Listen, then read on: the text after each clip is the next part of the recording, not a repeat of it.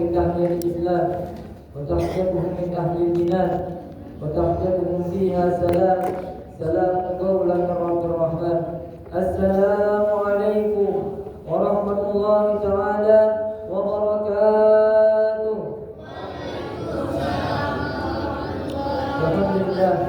الحمد لله الكبير المتعال المتصف بكل صفات الكمال، وأشهد أن لا إله إلا الله وحده لا شريك له ولا مثل، وأشهد أن سيدنا محمدا عبده ورسوله سيد المفضل. اللهم صل وسلم وبارك وكرم ومجد وعظم على سيدنا وحبيبنا وقرة أعيننا سيدنا ومولانا محمد صلى الله عليه wasallam. Alhamdulillah, fadilatul mukarram wal muhtaram, yang sama-sama kita muliakan dan yang sama-sama kita hormati guru besar kita Al-Ustaz Kiai Haji Ahmad Fauzi bin Syekh Zawawi Nizam, dan yang hadir bersama kita Al-Habib Ja'far bin Taufiq Al-Hadi, Al-Ustaz Imam Al-Rimani Al-Habib, Al-Ustaz Fauzan Al-Hadi Al-Habib, dan para tokoh-tokoh masyarakat dan ikhwan dan ikhwat yang tak bisa saya sebutkan namanya satu persatu, tapi tidak mengurangi rasa hormat kepada sekalian. Puja dan puji syukur patut kita berikan kepada Tuhan yang menciptakan bumi, Tuhan yang menciptakan matahari, Tuhan yang tidak hanya menciptakan galaksi Bima Sakti, Tuhan yang telah memberikan kita beribu-ribu rezeki, Tuhan yang telah memberikan kita beribu-ribu nikmat dari ujung kepala sampai ujung kaki. Dan Tuhan ini juga yang mentakdirkan nama saya sebagai istri, yaitu adalah Allah Subhanahu wa Ta'ala, yang telah banyak sekali sampai Allah Subhanahu wa Ta'ala berfirman di dalam Al-Quran, wa in ta'udhu ni'matullah la tuhsuha. Kata Allah Subhanahu wa Ta'ala, jikalau kalian ingin menghitung nikmatku, niscaya kalian tidak akan pernah bisa untuk menghitung nikmat Allah Subhanahu wa Ta'ala itu tersebut. Salawat, berkaikan salam, berbuatkan syafaat yang insyaallah kita bakal mendapat syafaat dari Nabi ini, Nabi yang diagungkan oleh Yang Maha Agung, Nabi yang dimuliakan oleh Zat yang Maha Mulia. Siapa lagi kalau bukan Habibuna wa syafi'una wa nuri qulubina Muhammad sallallahu alaihi wasallam. Masyaallah hadirin mustami'in wa mustami'at rahimani wa rahimakumullah. Pada malam hari ini alhamdulillah kita masih ditakdirkan oleh Allah Subhanahu wa Ta'ala untuk sama-sama hadir di dalam rangkaian menjalankan salat Isya, tarawih serta witir bersama berjamaah. Dan alhamdulillahnya lagi Allah Subhanahu wa Ta'ala masih mentakdirkan kita untuk bersama-sama di dalam masjid Allah Subhanahu wa Ta'ala ini dalam rangka bersama-sama untuk mengenang bahwasanya Al-Quran diturunkan kepada kita. Jadi di sini Al-Bagir tidak menjelaskan bagaimana keutamaan Al-Quran, tidak menjelaskan bagaimana cerita turunnya Al-Quran, tapi di sini Al-Bagir ingin menyampaikan apa sih tujuan Allah Subhanahu wa Ta'ala menurunkan Al-Quran.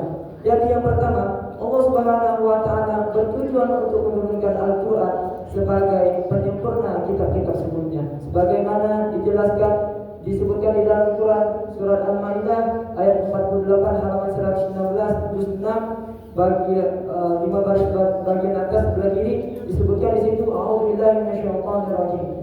Ya a'udzubillahi minasyaitonir rajim. Inna anzalna ilaikal kitaba bil haqqi musaddiqan lima baina yadayhi wa muhaiminan 'alaihi. Yang mana artinya sungguh kami telah menurunkan kepada Muhammad Al-Quran sebagai penyempurna kitab-kitab sebelumnya dan sebagai penjaga atas apa-apa hukum-hukum syariat Allah Subhanahu wa Ta'ala. Di situ di kutipan Al-Quran disebutkan bahwasanya kadar-kadar atas hukuman-hukuman Allah Subhanahu wa Ta'ala ditentukan dari Al-Quran. Itu yang pertama. Dan yang kedua, Allah Subhanahu wa Ta'ala menurunkan Al-Quran atas kadar Allah Subhanahu wa Ta'ala mencintai kita, atas kadar besarnya Allah Subhanahu wa Ta'ala mencintai Nabi Muhammad sallallahu alaihi wasallam. Dosa jauh-jauh kemarin barusan disampaikan oleh Ustaz Fauzi bahwasanya malaikat Jibril iri kepada umat Nabi Muhammad sallallahu alaihi wasallam, ingin dijadikan umat Nabi Muhammad sallallahu alaihi wasallam. Kenapa? Karena dua keadaan, karena dua hal. Yang pertama, kita diberikan oleh Allah Subhanahu wa Ta'ala bulan Ramadan, dan yang kedua Allah Subhanahu wa Ta'ala menurunkan kepada kita Al-Quran. Kenapa malaikat Jibril tidak ingin menjadi Bani Israil? Padahal Allah Subhanahu wa Ta'ala dulu pernah berkata kepada Bani Bani Israel melalui perantara malaikat Jibril yang diturunkan kepada nabi-nabi mereka, bahwa disebutkan di dalam Al-Quran surah Al-Baqarah ayat ke-47 halaman 6 baik 3 baris dari bawah juz 1. Disebutkan di situ, ya Bani Israil adkuru ni'mati allati an'amtu 'alaikum wa anni faddaltukum 'alal 'alamin. Wahai Bani Israil, ingatlah nikmat-nikmat yang telah aku berikan kepada kalian, dan sungguh aku telah mengutamakan kalian daripada umat masa lainnya. Ingat dengan garis bawah pada masa itu. Tapi sekarang alhamdulillah kita diberikan Allah Subhanahu wa taala kecintaan kelebihan dari Allah Subhanahu wa taala. Disebutkan di dalam kitab Hidayah bahwasanya Nabi Adam iri kepada umat Nabi Muhammad dalam 4 hal. Yang pertama Nabi Adam berkata, tak kala aku bermaksiat kepada Allah Subhanahu wa taala, Allah menurunkan aku dari surga ke bumi. Nah, ini kita potong sedikit pembahasannya. Jangan kita berpikir bahwasanya gara-gara Nabi Adam kita bisa hidup di bumi ini, bukan karena itu. Ya. Dia kita mikir, berarti gara-gara Nabi Adam inilah bacaan kami beranak pinak di bumi. Karena bukan. Jadi memang Allah Subhanahu wa taala menginginkan Nabi Adam serta manusia-manusia lain sebagai penghuni di dalam bumi. Yang mana disebutkan di dalam surah Al-Baqarah ayat ke-30 halaman ke-6 bagian paling atas disebutkan di situ, wa idh qala rabbuka lil malaikati inni ja'ilun fil ardi khalifah. Yang mana artinya tak kala itu Allah Subhanahu wa taala berkata kepada para malaikat-malaikatnya, wahai malaikat-malaikatku, sesungguhnya aku ingin menjadikan manusia sebagai penguasa di atas bumi. Nah, lanjut. Yang tadi, jadi Nabi Adam ini kepada umat Nabi Muhammad, kata Nabi Adam, sedangkan umat Nabi Muhammad yang tidak pernah masuk ke dalam surga Allah Subhanahu wa taala sudah dijanjikan oleh Allah Subhanahu wa taala untuk masuk ke dalam surga Allah Subhanahu wa taala. Itu yang pertama. Yang kedua, kata Nabi Adam, tak kala aku bermaksiat kepada Allah Subhanahu wa taala, aku diturunkan ke bumi dengan keadaan aku bertelanjang bulat. Aku dan istriku Siti Hawa dalam keadaan bertelanjang bulat. Kalau kita pikir-pikir pasti malu, walaupun cuma 2 ekor itulah manusia di dalam bumi ini. Tapi makhluk-makhluk yang lain itu melihat postur badan mereka berdua, pasti malu. Entah itu malaikat, entah itu jin, iblis, hewan-hewan yang lain, pasti malu. Sedangkan kata Nabi Adam, tak kala umat Nabi Muhammad SAW bermaksiat, masih diizinkan oleh Allah Subhanahu wa taala untuk memakai pakaian. Yang ketiga, kata Nabi Adam alaihissalam, aku iri kepada umat Nabi Muhammad SAW. Tak kala aku bermaksiat kepada Allah Subhanahu wa taala, aku dipisahkan dengan orang yang aku cintai, dengan satu-satunya orang yang aku sayangi. Siapa? Siti Hawa.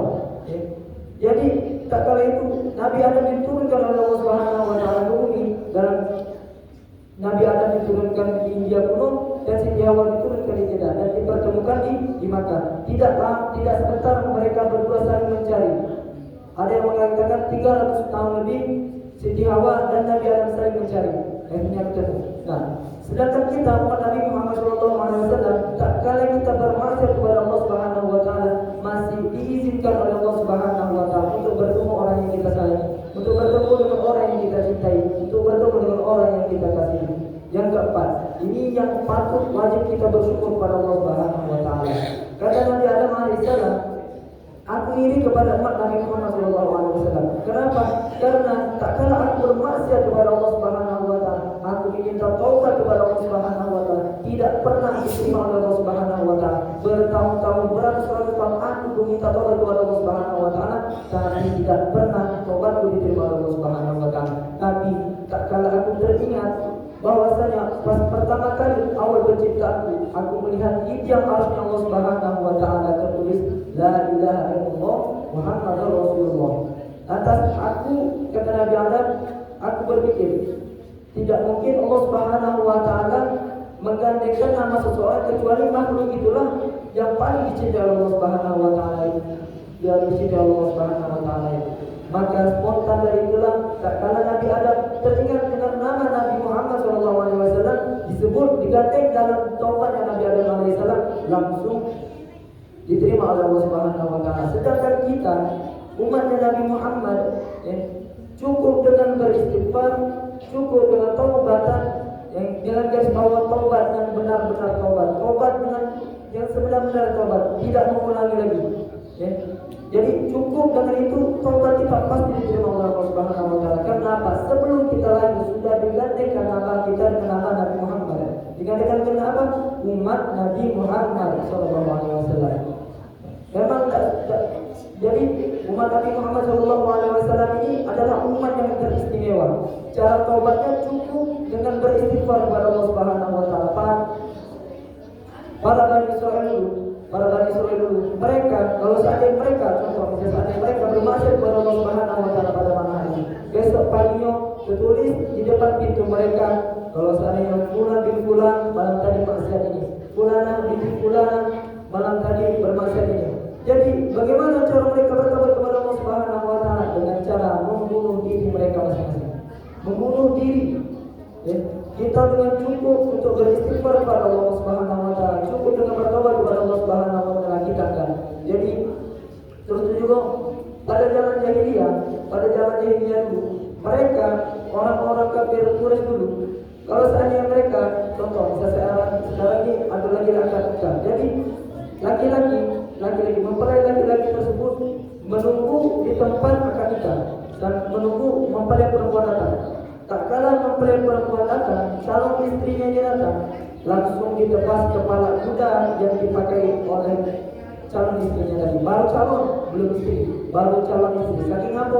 Saking mereka tak galak bekas dudukan calon istrinya tadi didudui oleh orang lain. Saking apa? Saking mereka ingin menjaga perempuan-perempuan mereka. Padahal kita tahu bahwasanya perempuan pada zaman dahulu tidak lain tidak bukan hanya sebagai pelampiasan nafsu laki-laki pada zaman dulu. Jadi para perempuan dulu kita cuma tiga keadaan. Mereka dianggap tidak berguna, mereka dianggap sebagai aib, dan mereka selalu dibunuh dalam keadaan hidup-hidup. Mereka para perempuan pasti dihormati jikalau seandainya bapak mereka raja, atau bapak mereka ketua kabilah, atau bapak mereka setelah kali bapaknya mereka di preman atau mana, baru mereka bakal digunakan oleh Allah Subhanahu wa taala. Dan terus juga harus kita ketahui bahwasanya Rasulullah sallallahu alaihi wasallam tidak mudah menaikkan derajat perempuan, penuh dengan cucuran darah, keringat dan air mata. Ya. Banyak darah yang Allah dan Nabi Muhammad SAW keluarkan itu apa? Untuk menaikkan derajat perempuan. Yang kita tahu sekarang, mohon maaf ya, bisa seandainya yang tersinggung, misalnya mana, ya, kita bisa seandainya kita punya keluarga perempuan yang kerasikan. Nah, jadi dosa mereka perempuan yang tidak memakai jilbab, baru dia pakai jilbab, belum bisa seandainya mereka pakai tangan pendek, baju pendek, ya. Jadi dosa mereka, sikap halai rambut mereka itu bakal diazab oleh Allah Subhanahu wa taala, mengatakan 50 tahun, ada yang mengatakan 50 tahun. Ya. Belum lagi bisa saatnya bagi baju pendek, celana pendek. Dan terus juga perempuan bakalan di akhirat lagi bakal menggeret 4 laki-laki di keluarga. Kalau seandainya mereka masuk surga, mereka bakal menggeret laki-laki ini ke surga. Kalau seandainya mereka masuk neraka, mereka bakal menggeret 4 laki-laki ini ke neraka. Siapa? Pertama ayah mereka. Yang kedua suami mereka, yang ketiga anak mereka, yang keempat saudara laki-laki mereka. Itu Pak, ya, bisa seandainya mempunyai anak keluar tidak berjilbab, marahi.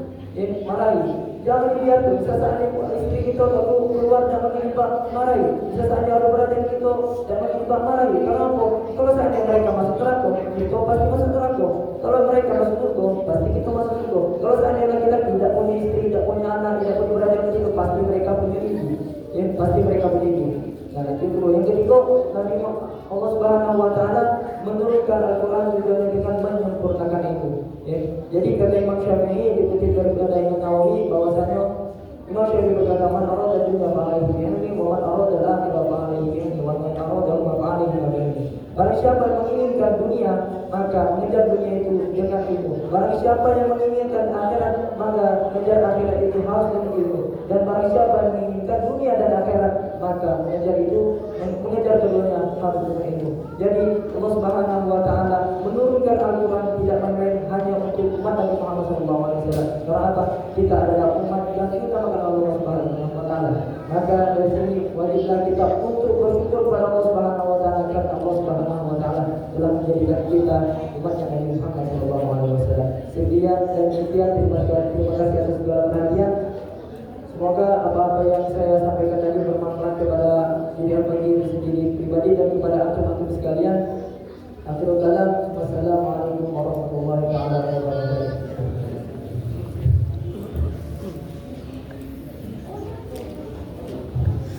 سبحان الملك المحمود سبحان الملك الموجود سبحان الملك الحي الذي لا يدع